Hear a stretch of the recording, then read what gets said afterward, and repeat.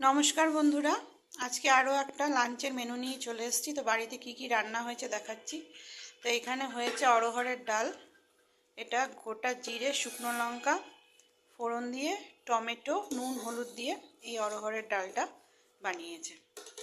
আর সাথে এখানে হয়েছে ফুলকপি আলুর তরকারি। ফুলকপি আলুর তরকারিও আদা জিরে লঙ্কা টমেটো তেজপাতা শুকনো লঙ্কা মশলা দিয়ে নুন হলুদ দিয়ে ফুলকপি আলুর তরকারি।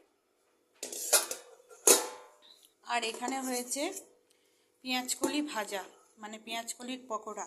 আর সাথে হয়েছে আলু এইভাবে কেটে ভাজা হয়েছে, আলু ভাজা। আর এখানে হয়েছে পেঁয়াজকলির পকোড়া। আর সাথে এখানে আছে টমেটোর চাটনি, এর মধ্যে খেজুর আমসত্ত্ব দিয়ে কমলা লেবু দিয়ে টমেটোর চাটনি।